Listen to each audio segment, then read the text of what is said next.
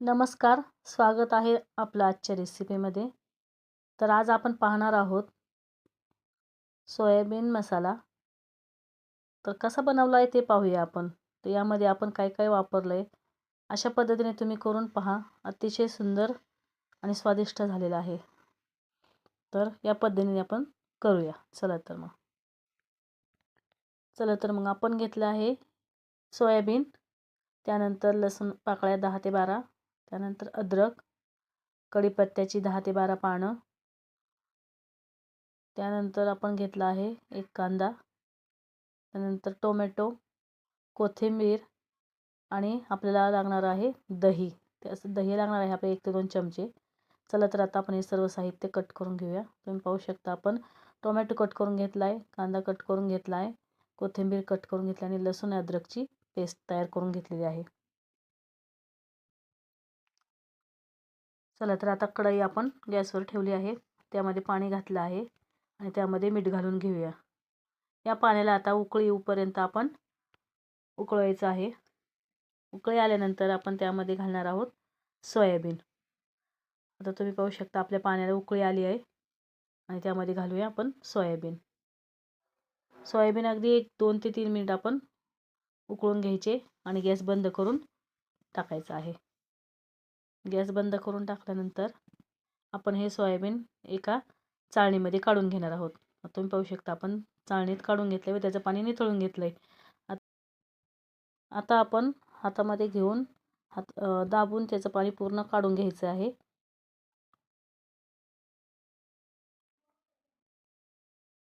आणि सर्व याचं पाणी काढून घेऊन आपण एका भांड्यामध्ये काढून घ्यायचं आहे दुसऱ्या. तुम्ही पाहू शकता आता आपण सर्व त्याचं पाणी काढून घेतलंय. आता यामध्ये टाकूया आपण मीठ 1 चमचा, त्यानंतर लसूण अद्रकची पेस्ट, लसूण अद्रक आणि कोथिंबीर वापरली आहे ती 1 चमचा, लाल मिरची पावडर 1 चमचा, त्यानंतर हळद अर्धा चमचा वापरली आहे आणि धना पावडर अर्धा चमचा.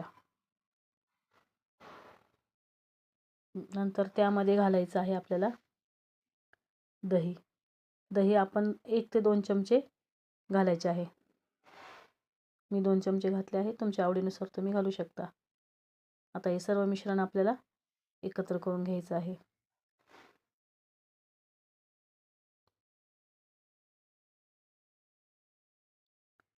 तुम्ही पाहू शकता आपण सर्व मिश्रण हे एकत्र करून घेतलंय. आता हे थोड्या वेळ आपण बाजूला ठेवून देणार आहोत आणि भाजीला फोडणी घालून घेऊया. तर कढईमध्ये आपण 2 ते 3 चमचे तेल घालून घेतलंय व त्यामध्ये आता आपण घालणार आहोत बारीक कट केलेला कांदा. कांदा चांगला लाल होईपर्यंत परतून घ्यायचा आहे.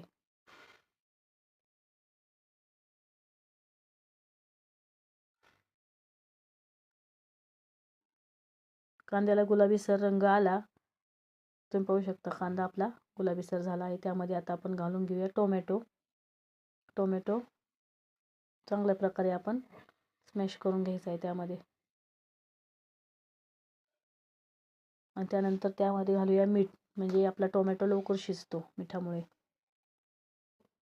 आता त्यामध्ये घालून घ्यायचा आहे आपल्याला कढीपत्ता.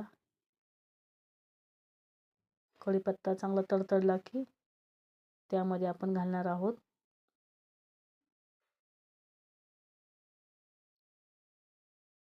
लाल मिरची पावडर, धना पावडर आणि हळद.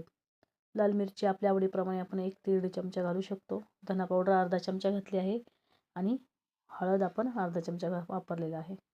हे सर्व व्यवस्थित मिक्स करून घ्यायचं आहे आणि त्यामध्ये लसूण अद्रकची पेस्ट घालून घ्यायची आहे व तीही व्यवस्थित एकत्र करून मिक्स करून घ्यायचं आहे.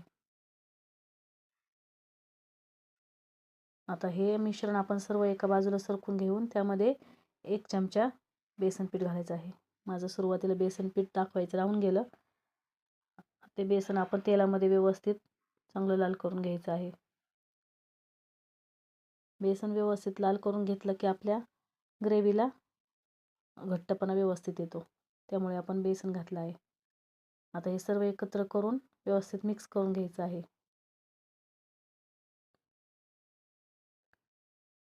हे मिक्स चांगलं झालं की मग यामध्ये आपण आपल्या आवडीप्रमाणे पाणी घालून घ्यायचं आहे. आपल्याला किती घट्ट पातळ करायचं यानुसार. आता यामध्ये आपण 2 पेले पाणी घालून घ्यायचे. मी ही भाजी 3 ते 4 जणांसाठी बनवत आहे.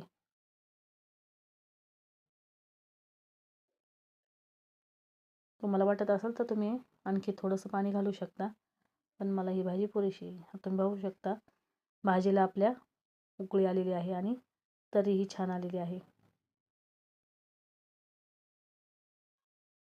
आता भाजी चांगली उकळल्यानंतर आपण त्यामध्ये घालून घ्यायचे आहे मॅरिनेट केलेले सोयाबीन. आता हे सोयाबीन आपण यामध्ये घालून घेऊया.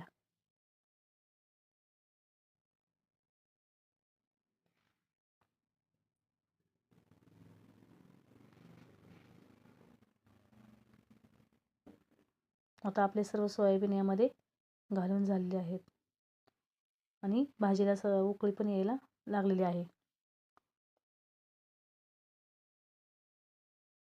भाजीला चांगली उकळी आली की भाजी एकदम घट्टसर तुम्ही पाहू शकता. मस्त अशी घट्टसरपणा भाजीला आलेला आहे. तर आपली सोयाबीन मसाला तयार आहे. तर आपण वाटीमध्ये याला सर्व करून घेतलेला आहे व त्यावर आता कोथिंबीर घालून घ्यायची आहे. तर ज्याला सोयाबीन आवडत नसेल त्याला ही भाजी खूप आवडते आणि खाल्ली पण जाते ही छान.